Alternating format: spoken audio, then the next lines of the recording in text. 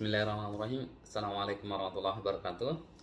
Teman-teman, alhamdulillah hari ini kita bertemu kembali. Tema kita hari ini tentang mengenali calon reseller. Nah, pertanyaan buat teman-teman nih. Kira-kira apa sih pentingnya kita mengenali calon reseller kita? Ya, sebelum kita membahas lebih lanjut gitu kan.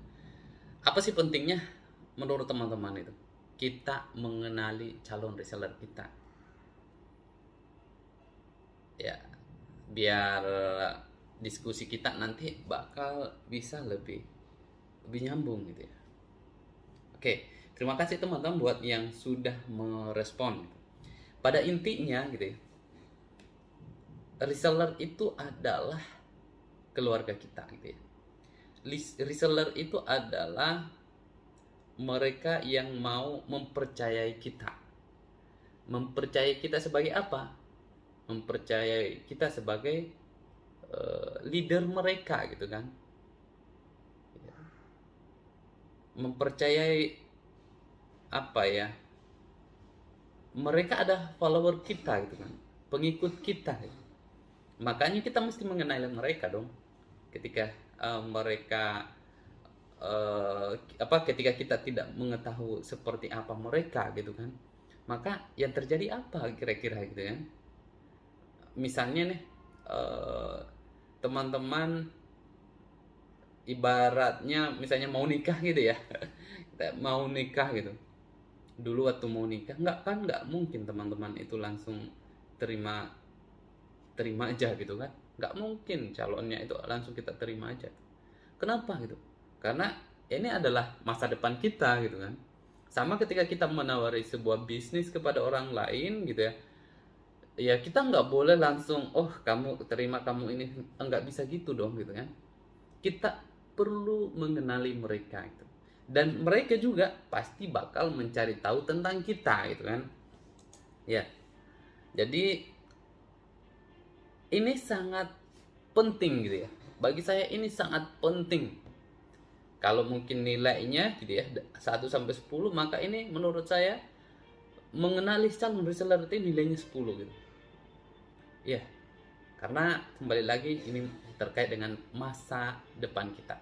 Masa depan orang yang mengikuti kita. Ya, jadi sepakat tema ini mengenali calon reseller ini penting banget. Ya, terus apa yang perlu kita ketahui teman-teman? Apa yang perlu kita ketahui dari reseller kita, dari calon reseller kita? Ya, apa yang perlu kita ketahui? Sehingga ketika kita mengetahui itu, nanti obrolan kita gitu kan, hubungan kita itu bisa baik-baik saja gitu kan. Jangan sampai ketika kita tidak mengenali mereka gitu kan, yang terjadi adalah kita melakukan sesuatu yang ternyata mereka nggak senangi gitu kan.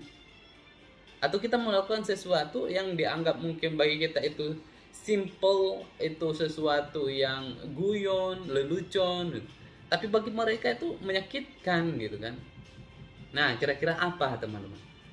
Apa yang perlu kita kenali dari mereka gitu, dari reseller kita ya, biar sekali lagi biar hubungan kita ini tetap terjaga gitu. Karena reseller itu adalah keluarga, reseller itu adalah amanah.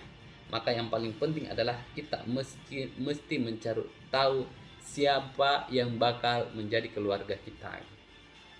Teman-teman, minimal saya catat kurang lebih sekitar 5-6 lah gitu ya. 5-6 poin yang perlu kita kenali dari para reseller kita. Ya, penting banget. Apa saja itu?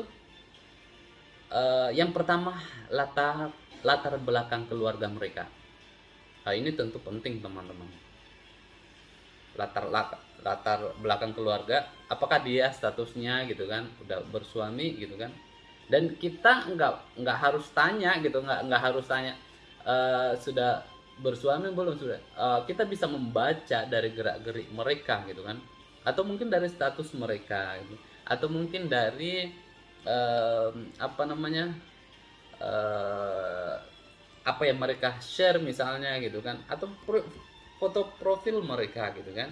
Nah bisa saja ketika mereka posting gitu, bersama keluarga, bersama dengan laki-laki sama anak, ya bisa jadi itu adalah suami dan anaknya gitu kan. Dari situ teman-teman bisa membuka gitu, masya Allah gitu ya. Ini putranya ya bun gitu kan. Nah seperti itu, ini putranya ya bun. Kalau misalnya dia bilang iya, wah berarti dia pasti suaminya gitu kan. Pasti ada suaminya gitu kan. Nah kurang lebih seperti itu teman-teman. Jadi ketahui latar belakang keluarga mereka gitu. Anak, suami gitu, orang tua, keluarga yang lainnya, itu penting banget. Putra putrinya, namanya siapa gitu. Ini apa ya? Ini penting juga teman-teman. Misalnya nama putranya, nama putra putrinya gitu kan. Kenapa gitu kan? Ketika kita nyapa mereka itu enak gitu kan. Atau kita mau basa-basi dengan mereka gitu kan. Dan calon reseller kita tadi itu enak banget gitu. Masya Allah gimana kabarnya Adinda Soleh, Ananda Soleh misalnya gitu kan. Ya, tergantunglah teman-teman seperti apa mau menyapa mereka gitu kan. Jadi ini akan membangun emosional teman-teman dengan para reseller gitu. Tuh, jadi kenali, kalau perlu teman-teman punya database ya. Misalnya namanya siapa itu. Misalnya namanya Pak RT misalnya gitu ya. Pak RT gitu kan. Dia punya pasangan namanya siapa gitu kan, anaknya berapa, usianya berapa tahun, kelahiran, kalau perlu teman-teman punya database itu gitu. Pas misalnya ulang tahun misalnya gitu kan, kirimin ucapan doa gitu dan seterusnya. Ini penting banyak teman-teman ya, biar sekali lagi keberlangsungan hubungan kita dengan para calon reseller kita. Itu yang pertama. Yang kedua, terkait dengan demografinya gitu. Apa saja itu? Misalnya dia wilayah mana, daerah mana gitu ya. Misalnya dia asalnya dari mana, kemudian kelahirannya mana gitu kan. Terus sekarang domisili di mana, sama siapa dan seterusnya. Itu penting banget gitu kan. Dalam obrolan santai-santai kita itu kita perlu menggali gitu. Kita perlu menggali itu. Ya, insya Allah dengan kita menggali itu kita akan informasi terkait dengan calon reseller kita itu akan semakin banyak gitu ya, akan semakin banyak yang akan membuat kita tadi itu nggak bakal kehabisan pertanyaan gitu ya terkait dengan calon reseller kita itu ya. Demografi, wilayahnya di mana, kelahirannya, domisilinya, kemudian sukunya gitu, itu penting juga teman-teman. Biasanya sukunya apa gitu kan, kadang-kadang antara suku itu beda budaya masalahnya gitu ya. Jadi kita nggak bisa samakan itu. Kadang-kadang tanda kutip suku A dengan gaya bahasa misalnya Bugis Makassar itu dengan bahasa yang ceplas-ceplos misalnya, karena saya dari Bugis gitu ya. Sedangkan teman-teman di Jawa itu lebih cenderung slow gitu ya. Slow artinya berusaha untuk menjaga gitu ya, menjaga orang lain itu biar nggak mungkin dibilang santun atau lebih inilah ya, lebih halus lah ya gitu ya, nggak ceplas-ceplos intinya gitu, nggak mau to the point gitu. Nah itu perlu kita perhatikan juga gitu kan, biar enak hubungannya nantinya ya. Dari suku, bahasanya juga gitu kan, bahasa juga penting gitu kan. Kadang-kadang ya bahasa, kalau teman-teman yang dari Makassar, saya tahu oh ini dia lagi pakai logat dari sana, logat dari Sulawesi gitu kan. Saya paham gitu, tapi kadang-kadang kita teman-teman yang di Jawa misalnya gitu, itu nggak paham dengan logat yang seperti itu gitu. Dari Sumatera misalnya gitu kan, saya juga pernah di sana gitu kan, di Sumatera gitu kan, di Padang. Dan memang dari segi bahasa agak berbeda memang teman-teman gitu ya, agak berbeda. Di Jawa pun juga seperti itu gitu. Jadi kenali suku bahasa dari para calon reseller kita itu ya, dari segi demokrasi. Yang ketiga adalah agama gitu ya. Dari segi agama ini penting juga teman-teman pahami gitu ya, dari agamanya apa, kenapa itu. karena ini terkait dengan kedekatan teman-teman nanti, bagaimana sikap teman-teman nanti gitu kan. Jangan sampai ya tadi gitu, ada hal-hal yang perlu kita apa, toleransi di dalamnya gitu kan. Tidak apa ya, mesti kita jaga gitu kan kebersamaan gitu. Makanya kita perlu gitu kan. Termasuk apa ya, kegemarannya di agama itu apa gitu. Kesenangannya itu seperti apa gitu. Kebiasaannya di agamanya itu apa gitu. Misalnya walaupun misalnya Islam gitu ya. Ya kita mesti tahu gitu kan. Dia misalnya dari basicnya gitu kan, backgroundnya apa misalnya. Misalnya dari Muhammadiyah, dari apa namanya, Wahda, atau dari NU Nahdlatul Ulama, atau secara umum misalnya itu penting juga teman-teman, karena kaitannya juga nanti dengan bagaimana kita berkomunikasi. Itu penting ya. Sekali lagi teman-teman menggali sebisa mungkin ya, menggali seperti apa kondisi latar belakang dari para calon reseller kita itu. Iya, ini penting banget. Saran saya teman-teman, ketika mengumpulkan database, maka ini juga teman-teman mesti perhatikan ya. Teman-teman mesti perhatikan. Yang kedua, pendidikan itu. Pendidikan ini juga penting teman-teman gali gitu kan. Dari karena kadang-kadang gaya bahasa gitu ya, kita mesti menyesuaikan gitu ya. Teman-teman yang yang lulusan gitu ya, SMA, SMP, SD, atau mungkin di atas jenjang yang lebih atas, mungkin berbeda nanti bahasanya, polanya gitu kan. Jadi ketika kita menghadapi mereka, kita sudah tahu gitu kan. Oh iya, bahasa yang saya mesti pakai itu bahasa yang seperti ini.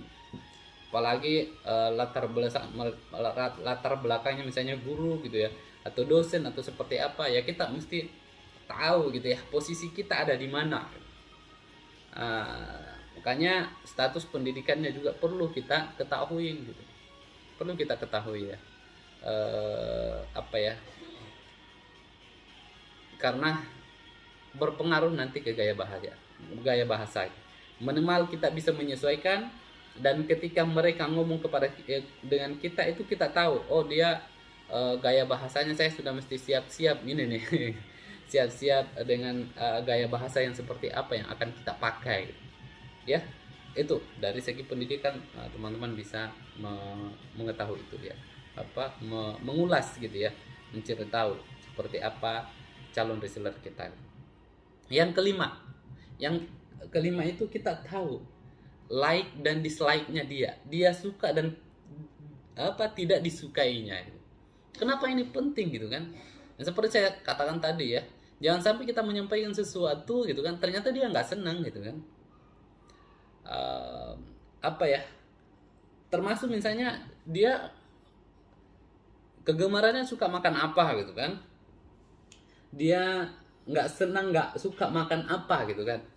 Ada yang nggak senang makan buah gitu kan. Jangan sampai kita kirimin stiker tentang buah misalnya gitu kan. Akhirnya kan nanti repot gitu ya.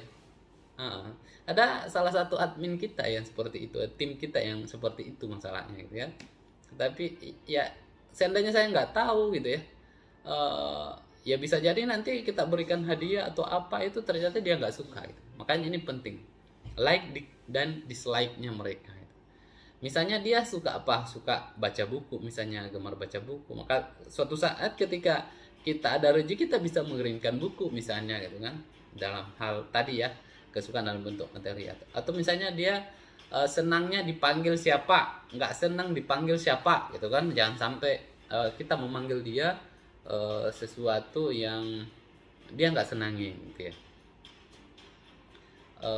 Apa, kalau saya dulu seangkatan saya itu panggilan-panggilan itu yang kadang-kadang sebenarnya mereka nggak suka itu, tapi terlanjur dipanggil seperti itu akhirnya biasa gitu kan. Nah ini juga sebenarnya nggak boleh itu ya. Jangan sampai kita memanggil seseorang yang dia sebenarnya nggak senang gitu kan. Kadang-kadang ada yang nggak senang dipanggil, misalnya dipanggil mbak gitu kan, ada gitu ya. Padahal itu sebenarnya kalau di Jawa misalnya itu biasa-biasa aja gitu kan ya. Tapi kalau di suku lain ada yang nggak senang dipanggil mbak gitu kan. Tuh dipanggil teteh misalnya, itu ada yang nggak senang dipanggil. Bahkan di Makassar juga, orang Makassar nggak semuanya mau dipanggil Daeng gitu ya. Ada kasus kapan hari itu sampai heboh itu kan, karena dia memakai dalam tanda kutip apa ya, penyampaiannya atau panggilannya itu nggak sesuai gitu ya. Jadinya akhirnya apa ya, nggak nyambung gitu, akhirnya membuat sakit hati gitu, melukai seseorang gitu. Nah ini yang jangan sampai terjadi pada kita gitu. Kita upayakan ketika kita menyampaikan sesuatu, panggilan buat mereka itu sesuai dengan apa yang mereka senangi gitu. Like dan dislike. Dan yang terakhir, kita mesti mengetahui teman-teman, apa ke aktivitas keseharian calon reseller kita. Aktivitasnya apa gitu ya. Sehari-harinya ngapain? Apakah dia kerja gitu kan? Di mana? Ataukah apakah dia di rumah saja bersama dengan anak gitu kan? Apa saja yang dilakukan setiap hari? Dia jualan, misalnya jualan apa saja? Kita mesti tahu ini gitu kan? Karena kaitannya nanti, wah gimana Bun, rumahnya seperti apa sekarang gitu kan? Misalnya apa ya? Dia senang menata rumah gitu kan. Sekarang model apa Bun yang kayak terbaik misalnya gitu. Jadi ini memunculkan nanti ide-ide pertanyaan itu yang bisa membangun bonding kita kepada calon reseller kita gitu kan. Karena bisnis kita ini tidak hanya sekedar hubungan bisnis aja teman-teman.